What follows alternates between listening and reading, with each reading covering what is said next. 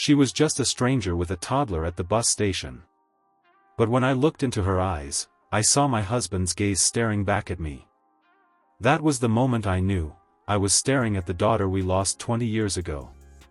She folded the last shirt into a second-hand duffel bag, her hands shaking just enough to make it difficult to zip. The room was cold, though it wasn't the weather, just the air between them.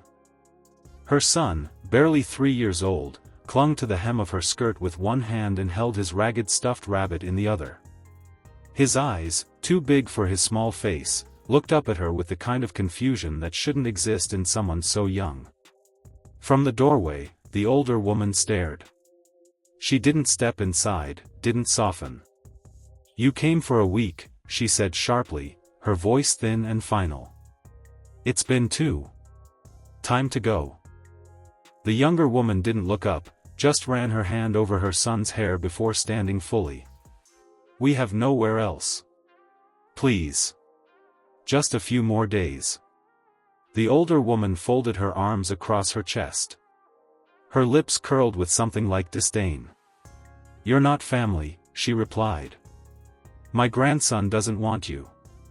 And that boy, who knows if he's even his?" The younger woman didn't argue. The words didn't surprise her. But they still burned. Her eyes welled up, though no tears fell. She didn't have the luxury to cry anymore.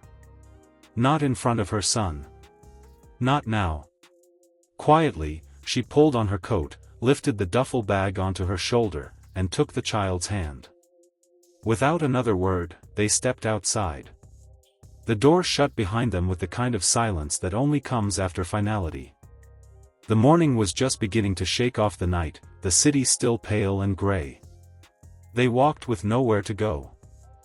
The little boy didn't complain, he was too used to this, used to watching his mother act like she had a plan. They ended up at a bus station bench, old, rusted, tucked between buildings like something forgotten. She sat heavily, her duffel bag at her feet. Her son climbed up beside her, his stuffed rabbit clutched tight to his chest. She checked her phone again. No messages. No calls. Her bank account had enough for maybe one more night in a cheap motel. Maybe. She stared straight ahead, blinking too fast. "Mama?" the boy asked, nudging her with his elbow. "Yeah, baby? Are we going to see Daddy?" She hesitated. The lie came too easily. Maybe. One day. She didn't let him see her face as she said it. Just leaned back on the bench and stared at the sky, eyes glassy and unblinking. "I was supposed to be someone," she whispered, to no one but herself. Somewhere in the city, life moved on. Buses came and went. Cars honked. People passed. And no one noticed the girl with a toddler on a bench, holding together the last fragile pieces of her world. Sarah hadn't meant to cry, not that morning. She sat alone in the living room, clutching a lukewarm cup of tea that had long lost its warmth. The cup trembled slightly in her hands. Not from weakness, but from something deeper, an ache she hadn't been able to name in 20 years. Across the room, James paced. He always paced when he didn't know what to say. He'd heard it before, her certainty that she'd seen their daughter in some stranger's face, some passing glance. But this time felt different. She wasn't frantic. She was quiet. And that scared him more. "I saw her," Sarah said, her voice calm but breaking at the edges. "Not just a girl who looked like her. Her. I felt it before I even saw her face. And then she turned, and James, it was your eyes." He stopped mid-step and shook his head slowly, the way people do when they want to believe but don't dare to. "It's been 20 years, he said, his voice low. "We've been down this road before. You want to see her? I do too.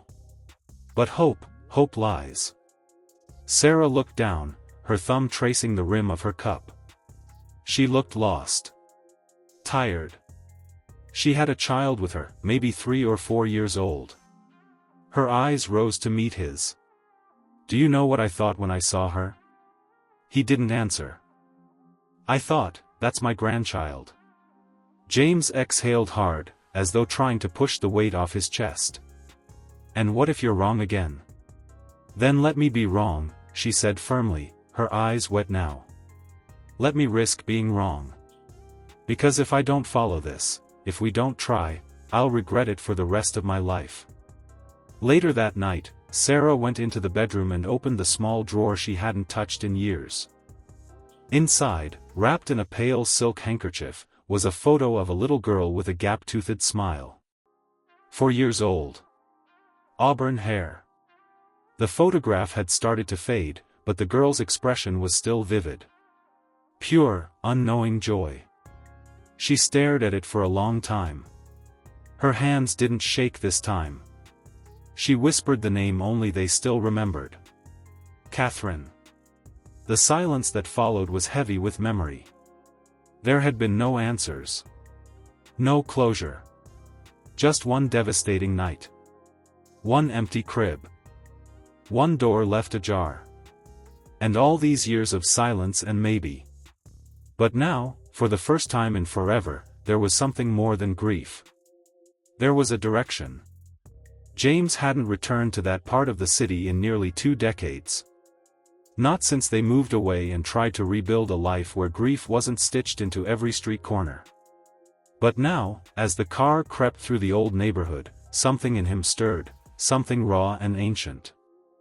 The cracked sidewalks, the rusted street signs, the paint-chipped homes, it all came flooding back, uninvited. They pulled up to a weathered house on a crooked street, the kind of place that held more ghosts than memories. Sarah sat stiff beside him in the passenger seat, her hands clenched tight in her lap. She didn't speak. She didn't need to. This was where the trail began. James knocked on the peeling front door. For a long moment, there was nothing. Then, the door opened with a creak, revealing a man whose face sagged from too many cigarettes and not enough sleep. His shirt was wrinkled. His eyes were dull. Yeah, he grunted. James introduced himself, carefully choosing every word. We're looking for someone. A young woman, early 20s. She might have stayed here recently, with a child. The man squinted, then shrugged. You mean her? Yeah, she was here. With a kid. Loud one. Sarah leaned forward. Where did she go? Got into it with me. She said the boy was mine, but I ain't stupid. Kid looks nothing like me. He scratched the back of his neck. Kicked her out. Last I heard, she went to my grandma's. That's what they do when they've got nowhere else to run. Your grandmother's? James asked. Who is she? Name's Natalia. Lived 2 blocks down near the old church. But I think she's in a nursing home now. Hasn't been around in a while. The man smirked as if the whole situation amused him. She's from an orphanage, anyway, he added, almost casually. Probably used to being unwanted. The words stabbed through Sarah like cold knives. She didn't flinch. Didn't blink. But James saw it. The way her breath caught in her throat. He took her hand without a word, grounding her in the moment. Back in the car, the tension was thick. She was with him, Sarah whispered, almost to herself. All this time. And now he's cast her out too. James took out his phone.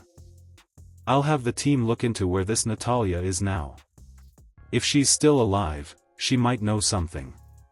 She's not just someone, James, Sarah said quietly. Natalia is the woman I visited the night Catherine disappeared. The last one who ever saw her. He turned to her, his brow furrowed.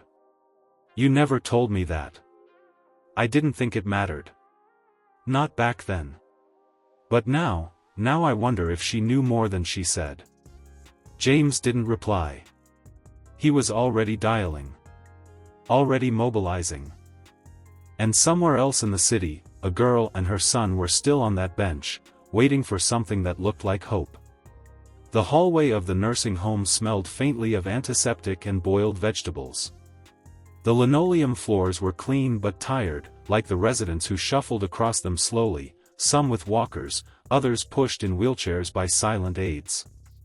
Sarah clutched her coat tighter around her as they walked, not from cold, but from a feeling she couldn't quite name. Dread, maybe. Or anticipation. They stopped in front of room 117. A nurse nodded gently toward the door. "She's alert today," she whispered. "But some days are clearer than others." Inside, the room was dim, lit mostly by the gray light filtering in through the blinds. Natalia was small now, smaller than Sarah remembered. Her skin was creased and spotted, her hair an uneven mix of gray and white, tied in a wispy braid. But her eyes were sharp, bright in contrast to everything else around her. When Sarah stepped in, Natalia looked up slowly. "I know you," she said. Sarah stopped in her tracks. "You remember me?" Natalia smiled faintly. "You came here once. Crying. Asking if anyone had seen a little girl in a red dress." James took a cautious step forward. "We think you may have brought her somewhere. A long time ago. 20 years. Natalia didn't answer right away. She reached slowly for a glass of water and took a sip, as though calculating how much of her truth she was willing to give away. "I brought a child to the orphanage," she said at last. "A girl. Auburn hair. Green eyes. Quiet, but she held my hand the whole walk there." "Why?" Sarah asked, her voice nearly breaking. "Why would you do that?" Natalia looked down at her hands. "Because someone asked me to. A woman. She said she was protecting the child. That the family she was from. They'd never want her. Said she was sparing everyone the pain." James stiffened. "Was it the mother?" "No." Natalia looked directly at him. "She said it wasn't her daughter. Just someone she was helping disappear." Sarah felt like the room had tilted. Her legs nearly gave out. "Do you remember her name?" James asked. "The woman who brought the child to you?" Natalia shook her head slowly. "No name. But she drove a gray Buick. I remember that. Smelled like cigarettes and Chanel No. 5. There was a long silence. "Do you remember what they called the child? Any name?" Natalia's eyes narrowed, focusing as if reaching into a dusty corner of her mind. Then, softly, almost a whisper. "Catherine." Sarah gasped. She turned to James, whose face had gone pale. There was no mistaking it. After all these years, the truth was finally surfacing, not as a confession, but in fragments, like broken glass slowly glinting in the light. "She's alive," Sarah whispered. "She was never taken. She was abandoned. Hidden." James put a hand on her shoulder. "And now we know where to look." Outside the nursing home, the world had not changed. But everything inside Sarah had. The lie they had lived with for 20 years was unraveling, and the truth was far worse than they'd ever imagined. The bench was starting to feel like the only constant in her life. Catherine pulled her coat tighter around her son's small body as he dozed off in her lap, his head heavy against her chest. The night air was biting now, curling into her bones. She shifted slightly, just enough to keep her circulation moving. But she didn't dare get up. There was nowhere else to go. All day, she'd walked with him, through shelters, government offices, waiting lines, rejection after rejection. They told her there was a backlog for assistance. No housing. No emergency placement. Just phone numbers and pamphlets she couldn't afford to call. The bus station was the closest thing she had to a roof tonight. Her son stirred, murmuring something about being hungry in his sleep. She blinked fast. She didn't have enough left for food. Just enough for one more ride, maybe to the edge of the city. Maybe to nowhere. Across the street, headlights passed. Pedestrians came and went, none of them noticing the young woman wrapped around her child like a last defense. The streetlights buzzed above them, painting everything in a yellow-gray haze. She tilted her head back and whispered to the sky, "I don't know what else to do." That's when she heard it, a voice. Not harsh or threatening, just hesitant. "Excuse me." She looked up. A young man stood a few feet away, dressed neatly, with a nervous energy in his stance. He was maybe 30, with kind eyes and a folder tucked under his arm. He was clearly out of place here, too clean, too careful. Are you Catherine?" he asked. Her body went rigid. She hadn't heard that name in years. Not since the orphanage. Not since the social worker who gave her a new one. "Who's asking?" she said, her voice sharper than she intended. Her arms instinctively tightened around her son. I work for someone who's been looking for you," the man said gently. "Please, don't be scared. I'm not here to hurt you. I just need you to come with me. They think you're—" He paused, swallowing hard. "They think you're their daughter." She stared at him like he was mad. "What? I know how this sounds. But please, look." He pulled a photo from the folder and held it out to her. Her eyes dropped to the image, and her breath caught. It was a picture of a child. A child who looked exactly like her son. Only it wasn't him. It was her. From 20 years ago. Her voice cracked as she whispered, "Where did you get this?" The young man stepped closer. "Your mother's been searching for you for 20 years. We think we found you." Her heart raced in her chest, too fast to process. Behind her, her son shifted, waking slowly. The young man's eyes softened as he knelt to meet the boy's gaze. "Hi there, buddy," he said quietly. "You ready to go home?" The boy blinked. Looked up at his mother. Then reached out to the man without fear. And in that moment, watching her son place his hand in a stranger's, trusting, Catherine felt something shift. Not fully. Not yet. But something cracked open. She didn't believe in miracles. But tonight, something had found her. She stood up, slowly, still holding her son. And for the first time in years, she walked toward something. The luxury car was parked on the side of a quiet street, its headlights casting a warm, golden glow across the pavement. Inside, the atmosphere was tense, not because of fear, but because of the weight of something too important to name. Sarah stood outside, wringing her hands as the door to the car remained ajar behind her. James was by her side, his face unreadable, except for the way he kept glancing down the street like he was willing someone to appear. Then, footsteps. The young man appeared first, his expression cautious but hopeful. And then behind him, holding her child tightly in her arms, was her. Catherine. Sarah's breath hitched. Her vision blurred with sudden tears. The young woman was thinner than she should have been, tired in ways that went beyond exhaustion. Her hair was longer now, her eyes older, but there was no mistaking her. Her daughter. Catherine froze a few paces away, her son's arms looped around her neck.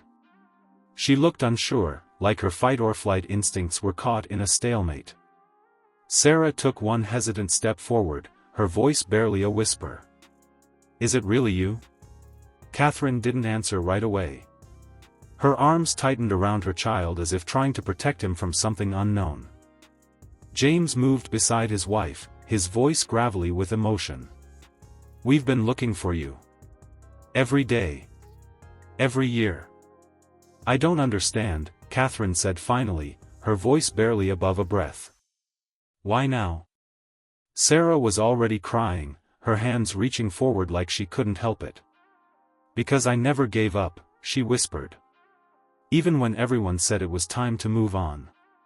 I couldn't. You were gone, and the world kept spinning, but for me, it never made sense without you." The words were a dam breaking. Something in Catherine's expression shifted, not completely, but enough. Her son looked between the adults, then back at her. "Mama?" he asked. "Are we going with them?" Catherine knelt to his level, cupping his face gently. "Do you feel safe?" she asked. He nodded without hesitation. And that was enough. She turned back to Sarah, her eyes glistening, her voice unsteady. I think I remember you. From a dream. Or maybe from before the dream started." Sarah stepped forward, gently, as if approaching a fragile piece of glass. "I used to sing to you. Every night. You always asked for the same lullaby, Moon River." Catherine's lips parted, a soft gasp escaping. Her eyes widened. "Moon River."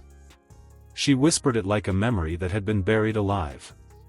And then the word she'd never dared to say, not in years, not even to herself, rose to her lips. "Mama?" Sarah broke. She wrapped her arms around her daughter, careful not to press too hard, but desperate to hold her. Catherine didn't resist. For a moment, they stood there in a silent embrace, the child sandwiched between them, wide-eyed but calm. James stepped closer, placing his hand gently on his daughter's back. "You came back to us," he said. "That's all that matters." And for the first time in decades, all three of them stood together, not whole, not healed, but together. The boy looked up at the man who had spoken, sensing something important. The young man leaned down beside him, smiling softly. "You're home now, little man." And with that, everything changed. The house felt too grand at first. Too quiet. Too pristine for someone who had spent the last few months sleeping on buses, in shelters, or on strangers' floors. Catherine stood in the doorway, clutching her son's backpack like it was a lifeline. She didn't move, not until her son ran ahead, laughing as he discovered the hallway's echo. Sarah followed behind slowly, watching her daughter as if she were afraid she might vanish again. "You're safe here," she said gently. "Stay as long as you need. Stay forever, if you want." Catherine nodded, still holding the bag. She didn't say thank you, not because she wasn't grateful, but because the words weren't big enough. Instead, she stepped inside and began to explore a life that could have been hers all along. That night, she tucked her son into a real bed. He curled into soft blankets with a sleepy smile, mumbling something about pancakes for breakfast. She sat on the edge of the bed long after his breathing evened out, watching him sleep like it was a miracle. Later, she made her way to the kitchen where Sarah was pouring tea into 2 mugs. No small talk, no probing questions. Just 2 women sitting across from each other, one who had lost a daughter, and one who had grown up without a mother. "I never stopped hoping," Sarah said after a long silence. "Even when it got ridiculous. Even when people told me to let go. I didn't know what I was missing," Catherine said quietly. "Until now." She looked down at the tea but didn't drink it. Her hands were still figuring out what to do in a place where she wasn't fighting to survive. Where no one was trying to take anything from her. A presence lingered in the hallway. She turned her head and found him, the young man who had found her. He leaned against the doorframe with a warm, uncertain smile, like he was afraid to intrude. "I was just making sure everything's okay," he said. Catherine tilted her head, studying him. "You always check on people you find on benches?" she asked, a wry smile tugging at her mouth. "Only the ones worth finding."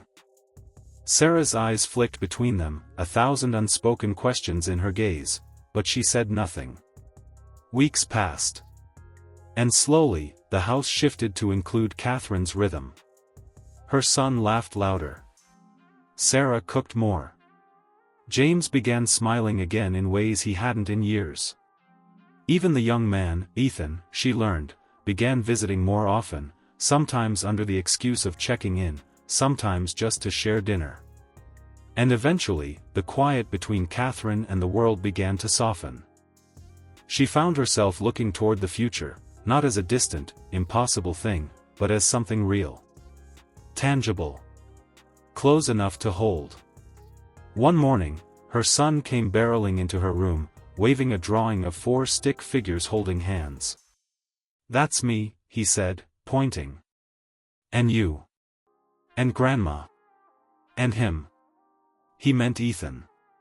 Catherine looked at the drawing and felt something solid take root in her chest. Family. Not the one she was born into, but the one that came back for her.